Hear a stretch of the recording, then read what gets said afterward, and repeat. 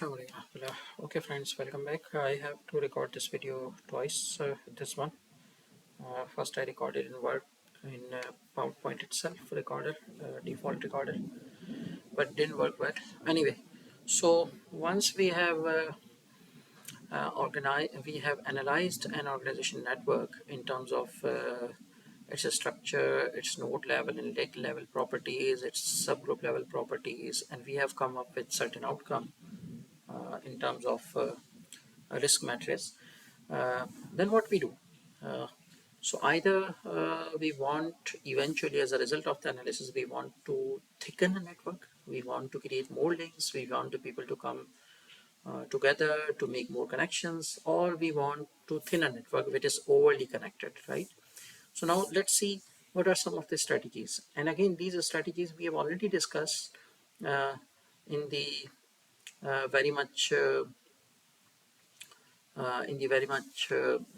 motivation of why the links are actually formed. So how do we thicken a network? So one of the way to thicken a network is to put in place the physical proximity. So the people who you want to come together to get connected, so put them to try to make them to sit together in the same office, or keep the offices open so that they can come across each other, uh, facilitate some chance encounters, maybe by means of some coffee shops, some coffee counters, or things like that. So try to capitalize on the physical proximity, because even the people who have no common interest, who have nothing to common, but if they come together by means of physical proximity, they see each other quite often. They tend to become connected. So the second thing is the organizational proximity. The second strategy, if physical proximity cannot be executed because the two employees whom you want to connect, or the two set of employees whom you want to connect, are further, so you just put them together in teams. So they can connect electronically for a certain organization outcomes, or put them in same committee, some standing committee, some tasks force, some working groups, maybe by means of job rotations. So these are the kind of things which can be summed up in organizational proximity, that they have to come together for the purpose of completing some organizational tasks, and then they know each other, they come across each other, and this relationship can then prosper and can sustain over time, even after the committees are over.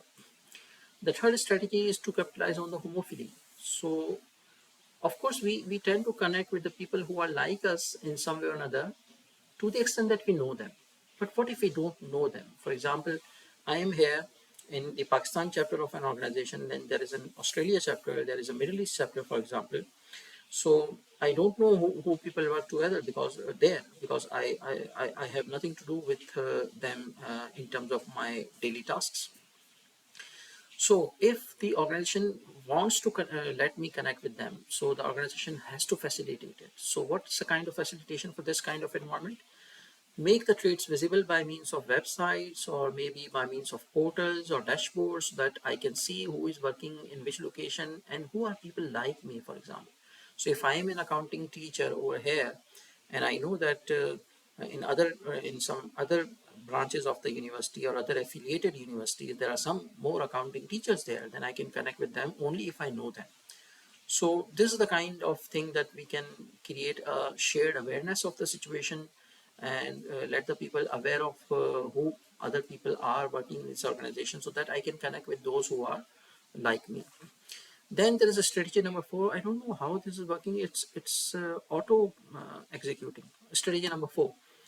The slide changed automatically. I don't know why.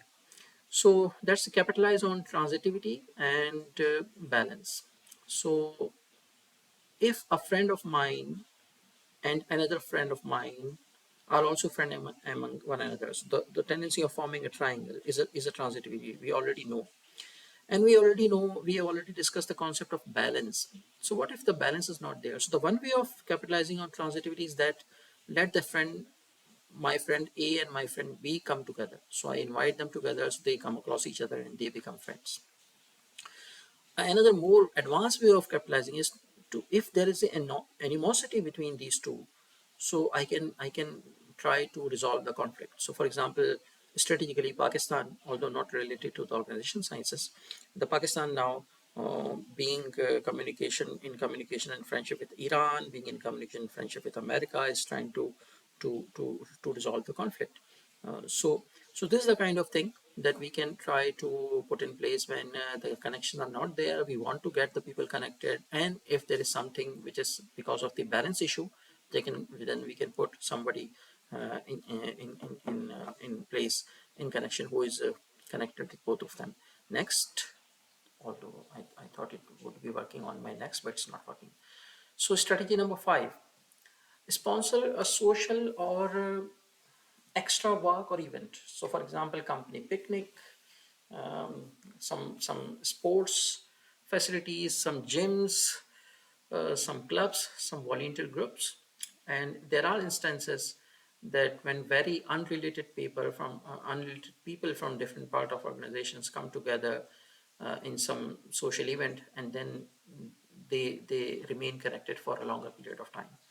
So this is the kind of thing. So what we eventually get out of this: number one, increase situational awareness, right? So when people are more connected to one another, even if they are not related to their work, they actually know what is happening in the other parts of the organization. So there is a so there is a reduced exclusivity of tasks, of resources, of knowledge, because people know each other. And if some part of the organization has some gap, then we know that from which place of which from which part of the organization that gap can be filled. Adaptability also increases because now people know other people from different part of the organization, their requirements, their limitations, their constraints. So they are more adaptable to their environment whenever it is needed. And of course, as overall resilience of the organization increases, and to some sort redundancy also increases. So there is a associated cost, which is in terms of time, in terms of effort, and in terms of active maintenance. So especially for efficient organizations, for seat organizations, this is sometimes very costly, because when you facilitate making more people connected, it has to be at the cost of the time, and at the cost of some effort of the employees. So maybe you have to compromise 10 watchers per day for a person who is currently um, checking, for example, 200 watchers per day. He would be checking 180 watchers per day now, 170 watchers per day, because some time has to be compensated for making the networks and maintaining those networks. So that's why it's more advisable for a learning organization, but again, it is a strategy. So thinning a network. So here the goal is to reduce collaboration, to increase control, or disrupt harmful networks. So more relevant um, for efficient organizations. So first of all, reverse physical proximity. So you sparse people, so you make walls in the offices so people don't talk too much, which is for those organizations for which it is actually impeding the um, goals and the working of the organization. Uh, Remove shared spaces, for example. So I have witnessed, for example, even in state organizations, there are no coffee bars or coffee machines or tea machines where you go and you come across people and you talk. Rather, there is a kitchen in which some peon is assigned, and 2 times a day the tea is served on your table, so that your time is not killed in just going there and maybe staying longer for talking with other people. So we reduce the face-to-face even visibility. Thinning a network, another strategy is to reverse organization proximity, right? So keep the people working in their own teams, in their own departments. Do not very much facilitate the cross-functional teams unless that is very much desired.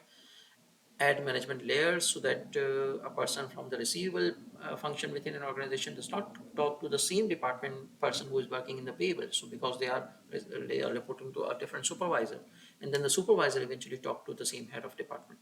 So this is the kind of organizational proximity, reverse organization proximity.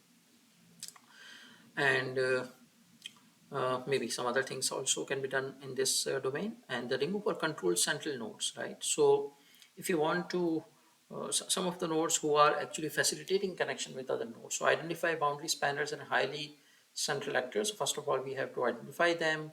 And if we want them not to remain in that particular position, then we have to reassign them, reallocate them, redistribute their responsibilities to maybe some other people so that they are become not that much central, and maybe control their access of groups and resources and channels, and insert some other alternative paths, and things like that. Strategy number 4 is to manage the informal leaders. So identify the informal leaders first, and then provide an oversight to ensure alignment with organization goals so that they cannot exploit their position to something which is harmful to the organization. So these are usually the things which are not very much valued nowadays in the modern working environment. But for an efficient working of an organization, there can be these strategies to some extent or another, maybe to a minimal extent, they can be engaged to actually control the extending tendency of exceeding tendency of connections.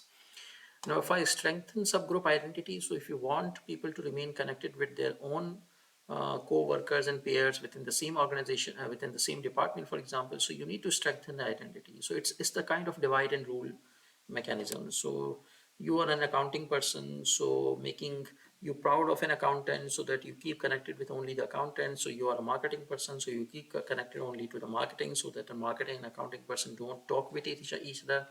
So this is the kind of thing.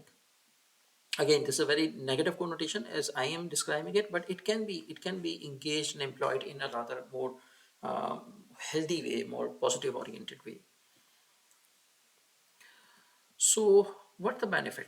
So when we thin a network, it's most effective for efficient and hierarchical or security sensitive organizations, because there we don't want everybody to talk with everybody else, and to prevent an unauthorized or unwanted rather collaboration, influence, and it has to be applied carefully because it can result in demotivation, a damage in awareness and morale and adaptivity of, and of course, it has its own cost in terms of sometimes invisible costs. So that's it, and in the next video we shall see the execution of ORA Lite, the execution of organization risk analysis in ORA Lite, which is the lab 1, which is a very lighter mode, and then in the lab 2 we shall do a more extensive lab.